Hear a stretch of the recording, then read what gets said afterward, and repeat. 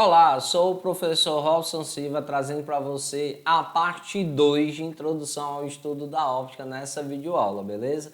Mas antes de a gente partir para a explicação do conteúdo, deixa eu já te fazer aquele pedido maroto. Dá uma curtida aí no vídeo e se não tiver inscrito, peço para que se inscreva e também marque o sininho para poder receber a notificação de cada videoaula que for colocada aqui no canal, beleza? Então, vamos para a explicação da parte 2 do conteúdo de introdução ao estudo da óptica. Pessoal, como eu havia falado na parte 1, se ainda não assistiu, é necessário que assista para poder compreender, porque a gente está fazendo realmente a continuação aí no caso. A gente falou sobre o princípio de propagação retilínea da luz, não foi também? E aí que dá origem exatamente à sombra e à penumbra. E aí o que seria a ideia da sombra, né, que a gente já está mencionando aqui? A sombra, pessoal, é nada mais nada menos do que a ausência total de luz, ou seja, a luz não chega nessa região. Como a gente pode perceber aqui na figura de número 22. Nós temos aqui o raio de luz partindo do Sol, que toca a pessoa, e aí como a pessoa é um corpo opaco, então ela, ao impedir a passagem da luz, a luz não chega no chão, e aqui nós vamos ter exatamente a região de sombra, ou seja, ausência total da passagem da luz, tá? Então a sombra é exatamente oriunda devido a um corpo opaco. Mas o corpo opaco ele também permite a presença da penumbra. E aí, a penumbra nós temos que ter uma análise aí de um corpo como sendo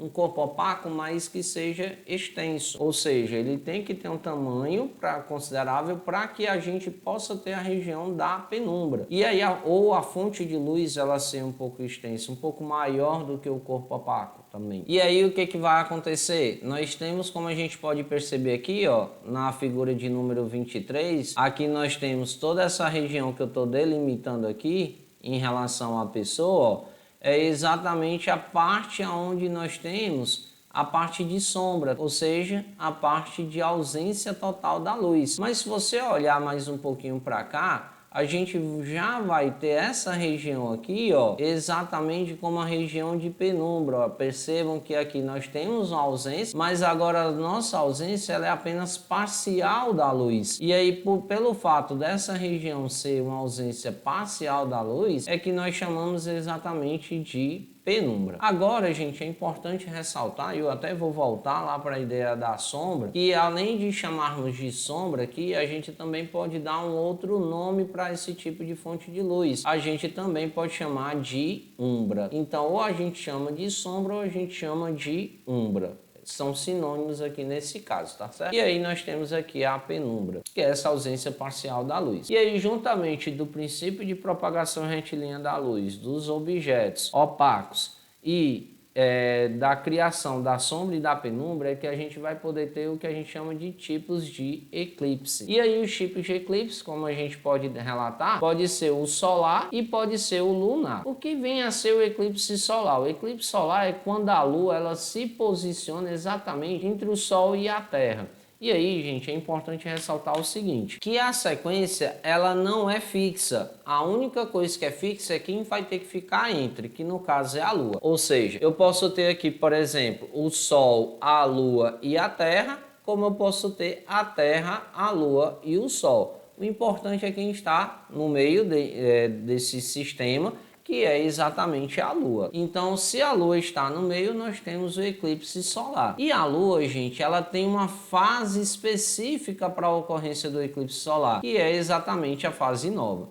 Então, só ocorre eclipse solar se a Lua também estiver na sua fase nova. Aí, esse eclipse solar, ele pode três tipos, no caso, né, até o eclipse solar total, o eclipse solar parcial e o eclipse solar anular. O anular é porque a gente vê exatamente o anel, como se fosse só um anel do Sol. Então a gente só vê aquela coroa. E aí a gente chama de eclipse anular. Já os dois eclipses aqui, o solar total e o solar parcial, depende do ponto em que estamos. Por exemplo, se nós estivermos bem aqui, que é exatamente a região onde a gente tem um cone de sombra gerado pela Lua, percebe que quem estiver nessa região aqui da Terra não consegue ver absolutamente nada do Sol. Por quê? Porque em todos esses pontos aqui, a gente está tocando a Lua. Então não tem como, por isso se a gente está na região de sombra, então significa dizer que estamos exatamente no eclipse solar total. Agora a gente diz que o eclipse solar ele é parcial quando a pessoa já se encontra nessa outra região aqui, ó. Então se a pessoa está nessa região aqui, e é a região de penumbra, por que que a gente diz que ela é a região de penumbra? Porque a partir desse ponto a gente pode perceber que a gente consegue ter uma parte do Sol. Naturalmente a gente consegue ver,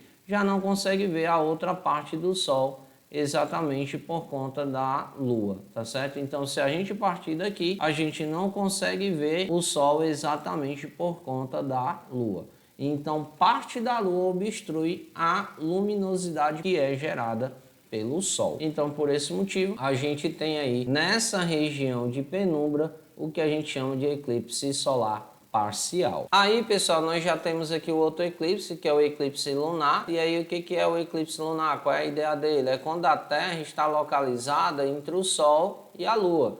Da mesma forma que eu falei para vocês, nós temos os três astros. Aí, se nós tivermos, por exemplo, o Sol, a Terra e a Lua, a Terra está no meio. Ou a Lua, a Terra e o Sol, a Terra continua no meio. Então, quando a Terra estiver entre o Sol e a Lua, nós temos exatamente o que a gente chama de eclipse lunar. E esse eclipse lunar, como a gente pode observar aqui, e é importante ressaltar, a Lua necessariamente deverá estar na fase cheia. Ou seja, a ocorrência do eclipse lunar só ocorre na Lua cheia. E aí nós temos a sequência que a gente acabou de falar aqui, né? Nós temos o Sol, aqui nós temos exatamente a Terra e aqui nós temos a Lua. Percebe que a Lua ela se encontra exatamente na região de cone da sombra gerada pelo Sol. Então nessa região aqui não tem nenhuma luminosidade que chega, ou seja, a Lua está na região de sombra, e aí por esse motivo nós vamos ter o eclipse lunar total. Caso a Lua estivesse pegando uma parte dela aqui, ó, então se a Lua já estivesse nesse lugar, então parte da luz do Sol chegaria exatamente na Lua, e aí se parte da luz chegar na Lua, então significa dizer que nós vamos ter exatamente o que a gente chama de eclipse lunar parcial. E aí, gente, é interessante a gente frisar também o fato do seguinte, que aquela lua de sangue que a gente fala que é aquela lua mais avermelhada, ocorre exatamente quando nós temos o eclipse lunar. Em seguida, pessoal, dando continuidade, nós temos a ideia das cores, né? E aí é importante ressaltar que na física, né? E aí a gente tem a parte biológica para garantir o que eu vou falar para vocês. Na física a gente tem o seguinte, as cores primárias. E o que viria a ser a ideia das cores primárias? As cores primárias, elas são compostas exatamente por essas cores aqui, ó. Nós temos aqui então o vermelho, o verde e o azul. Elas são exatamente as três cores primárias, e a partir das misturas em quantidades diferentes é que gera-se exatamente as outras cores. Ou seja, que você pode observar aqui na figura de número 26, as três cores, o nosso diagrama, onde aqui nós temos exatamente a cor vermelha, aqui nós temos a cor verde e aqui nós temos exatamente o azul, né, que normalmente chamamos esse azul aqui de azul anil. E aí quando a gente mistura em quantidades iguais, 2 a 2, vão gerar exatamente outras cores, que é o que a gente chama de cores secundárias. E no caso aqui, por exemplo, a mistura do vermelho e o azul em mesma quantidade gera a cor que a gente chama de magenta, que é esse rosa mais claro, tá? Já aqui gera o que a gente chama de azul ciano, ou só apenas ciano, que é o azul mais clarinho. E aqui nós temos exatamente o amarelo. Então, vermelho com verde, mesma quantidade amarelo, vermelho com azul em mesma quantidade magenta, o rosa claro, e o azul anil com o verde em mesma quantidade, vira o azul ciano. Agora, se a gente pegar as três cores primárias, vermelho, verde e azul, e misturar em mesma quantidade, perceba que aqui nós vamos ter exatamente o que a gente chama de cor branca. Então, a mistura das três cores primárias resulta na cor branca. E aí vem a nossa DR de número 2. Olha que legal. O olho humano, gente, ele funciona exatamente como se fosse uma câmera digital. É isso mesmo. Por quê? Porque o padrão de cores do olho humano é exatamente o RGB, onde nós temos que o R significa exatamente o red, o G significa o green e o B significa blue. E em português, respectivamente, é vermelho, verde e azul, tá? Então, de fato, o nosso olho só tem essas 3 pigmentações. Aí a mistura em quantidade diferente gera as outras cores. Quando a gente diz que uma pessoa ela é daltônica, é porque está faltando uma dessas pigmentações. Ou seja, ou está faltando o vermelho, ou está faltando o verde, ou está faltando o azul. E aí, essa ideia do claro e do escuro vai depender exatamente dos bastonetes, né? Que são exatamente os claros e os escuros. E nós temos no nosso olho também. Como foi falado, né, agora há pouco, a cor branca ela é nada mais nada menos do que a mistura de todas as cores. Então, o vermelho, o verde e o azul.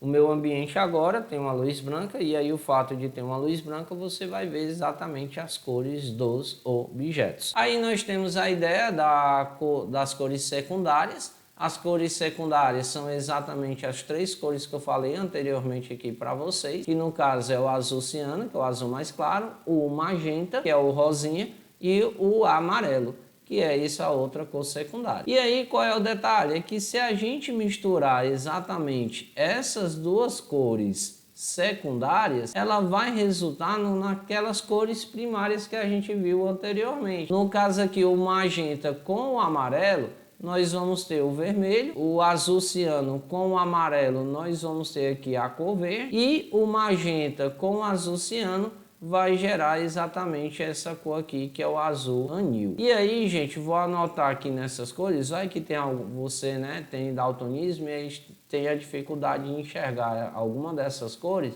aí eu vou anotar aqui os círculos exatamente cada um. Esse círculo é do amarelo, esse círculo é o do magenta e esse círculo aqui embaixo é exatamente o do azul ciano. Aí, gente, essas misturas dessas cores geram um padrão que a gente chama, nessas cores secundárias, exatamente do padrão CMYK. E o que é esse padrão CMYK? O C é de cian, que significa ciano em português, magenta é o próprio magenta na própria escrita, o yellow é o amarelo, tá? E o K que aparece aqui é o K, que significa preto. Esse padrão CMYK que eu estou mencionando para vocês é o que está presente exatamente na sua impressora colorida. Se você observar na impressora colorida, nós temos o azul ciano, o magenta e o amarelo. E aí nós temos o preto também. Não é tanto que na maioria dos textos a gente coloca o preto. É o que a gente mais imprime, o que a gente mais utiliza. Aí a mistura dessas cores secundárias vai gerar exatamente alguma dessas outras cores do tipo primária,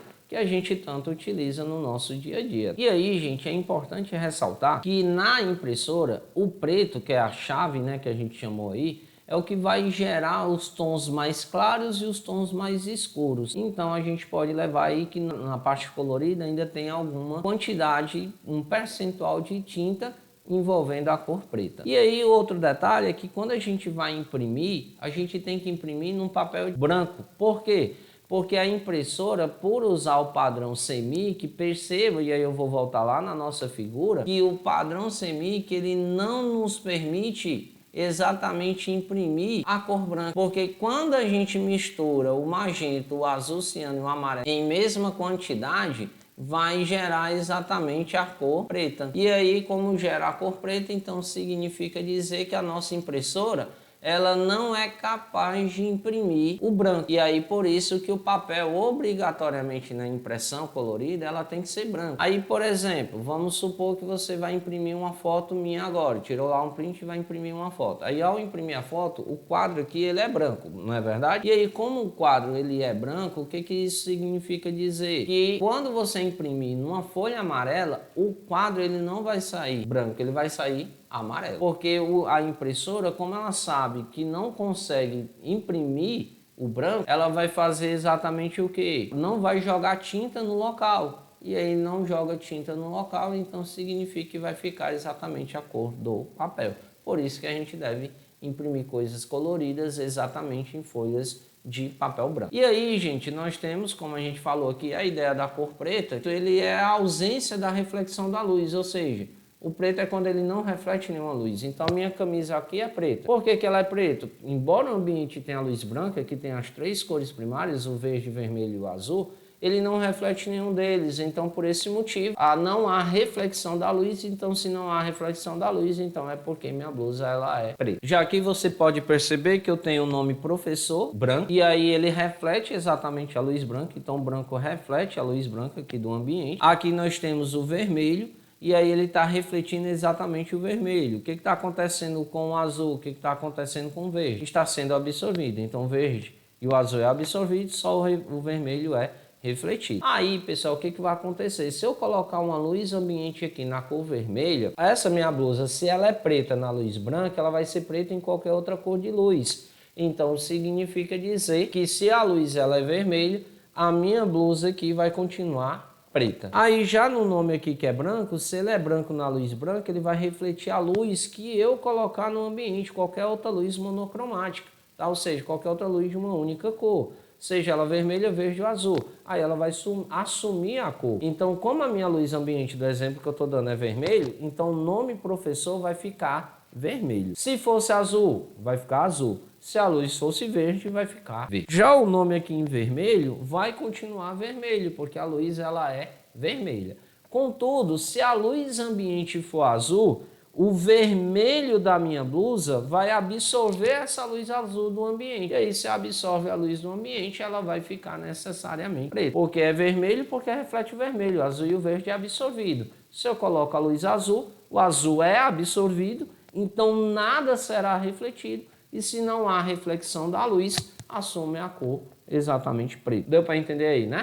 Qualquer dúvida, não esqueça. Deixa o teu comentário. E aí, gente, nós vamos para a última parte da explicação do conteúdo envolvendo a introdução ao estudo da óptica. E o que nós vamos falar aqui agora é exatamente a respeito da câmera escura ou câmera escura. E o que é esse fenômeno, né? É quando a luz refletida por um dado objeto, né? Aí a gente tem, por exemplo, o nosso olho, ele funciona como uma câmera escura também. E aí tem um pequeno orifício nessa caixa. Aí a gente vai dar o exemplo de uma caixa qualquer, uma caixa de papelão. Faço lá um furo na caixa de um lado. E aí o que vai acontecer? No fundo dessa caixa, né, no lado oposto ao furo, vai formar exatamente uma imagem. E essa imagem ela vai ter uma característica importante. Ó. Essa imagem ela vai ser invertida. E aí o que nós vamos ter? Exatamente essa situação aqui, ó. Eu peguei lá o desenho, peguei uma árvore e peguei uma caixa de forma cúbica, essa caixa. Como a gente pode observar aqui na figura, aqui está a árvore, o nosso objeto com o tamanho O. Nós temos aqui a imagem que foi formada no fundo dessa caixa, bem aqui, ó, é o orifício da caixa. Então, pessoal, aqui é exatamente o orifício dessa caixa. E aí os raios de luz passam por esse buraco e aí vai fazer exatamente a formação da imagem no fundo dessa caixa. Como aqui o objeto é uma árvore, a imagem obviamente tem que ser uma árvore, não é verdade? Aí aqui nós temos o pelinha, que é o tamanho da caixa, muitas vezes a gente chama também de aresta da caixa. E aqui nós temos o P, que é exatamente a distância do buraco da caixa até exatamente o nosso objeto, que é a nossa árvore. E aí, gente, eu quero que vocês percebam exatamente o seguinte agora. Com isso, nós temos aqui um triângulo. Aqui nós temos a base do triângulo maior e aqui nós vamos ter exatamente a base do triângulo menor. Aí, a base do triângulo maior a gente chamou de O, não é verdade? E a base do triângulo menor a gente chamou de I. O que a gente pode perceber ainda? Que nós temos aqui um ângulo, ó. E percebo que esse ângulo aqui é igual a esse ângulo aqui também, ó. Ou seja, eles são ângulos opostos pelo vértice. E aí agora a gente pode usar a ideia da semelhança de triângulos. Lembra que eu falei lá na parte 1 que seria necessário ainda nessa nota de aula. E aí o que diz a semelhança de triângulo? Que a gente pode relacionar os lados que são semelhantes. Ou seja, o I, que é o tamanho aqui da imagem, ele é semelhante ao O, que é o objeto, lá do meu outro triângulo. Por essa razão, a gente pode escrever exatamente o I sobre o O. Eu pego a base do triângulo menor sobre a base do triângulo maior. Aí depois o que nós vamos fazer? Pegar agora, como a gente começou pelo triângulo menor, que foi esse triângulo aqui, então a gente vai pegar a altura também desse triângulo menor, que no caso é P'. Então eu coloco P'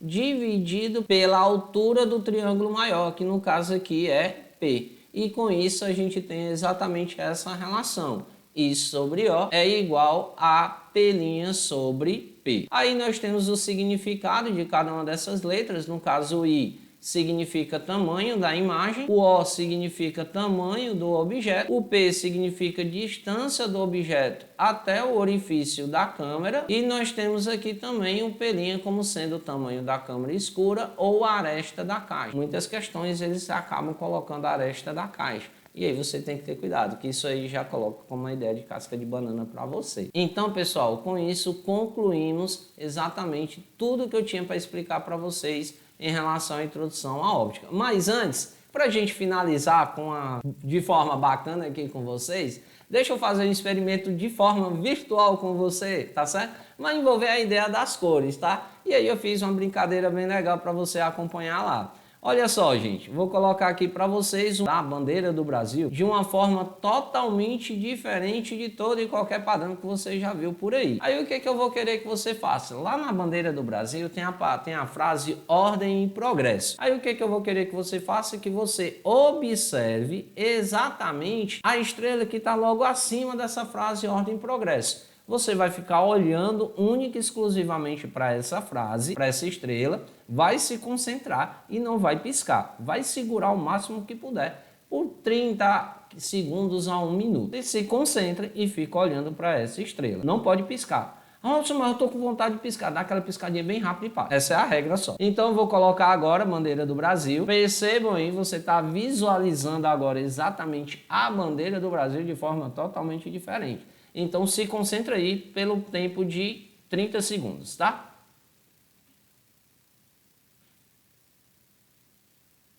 Estava em silêncio apenas deixando você se concentrar. Mas eu vou ficar falando mesmo para você achar que o vídeo não foi pausado.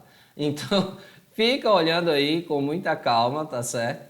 Não, tá com vontade de piscar, dá aquela piscadinha rápido, mas continua olhando. Não deixe de se concentrar exatamente. Continue olhando aí só mais um pouquinho. Faltam poucos segundos. Continua. Sei que o olho está ardendo, mas aguenta. Aguenta só mais um pouquinho. Mais um pouquinho. Não deixe de olhar para a estrela. Continue olhando para a estrela. Aí agora, olha só o que foi que aconteceu, meu querido e minha querida. Você pode reparar agora, neste exato momento, que você deve estar vendo a bandeira do Brasil nesse fundo branco. O fundo é branco. De forma exatamente como a bandeira do Brasil é. No verde, no retângulo, o losango no amarelo, a bolinha, né, o círculo no azul e a faixa e as estrelas na cor branca, como ela realmente é, e a palavra ordem e progresso você deve estar vendo, né, de forma preta. No certo, na bandeira do Brasil é verde, mas você deve estar vendo aí de forma preta. Ouçam por que isso acontece? Porque lá na parte das cores, eu peguei, se você observar, exatamente os opostos, tá certo? Vou voltar para lá, para a nossa parte de cores, só para mostrar isso para vocês que a gente acabou de falar. Com o que foi que nós fizemos aqui na parte das cores? Eu coloquei o magenta. E aí, quem é oposto ao magenta? Qual é a cor oposta ao magenta? O oposto ao magenta é o verde, ó. Então eu cansei a tua vista no vermelho e o azul, já que o magenta é a junção do vermelho e o azul. E aí eu deixei o verde querendo aparecer. E aí, quando você cansou o magenta, passou a ver verde. Já na bandeira, na parte amarela, né, eu coloquei lá exatamente o azul.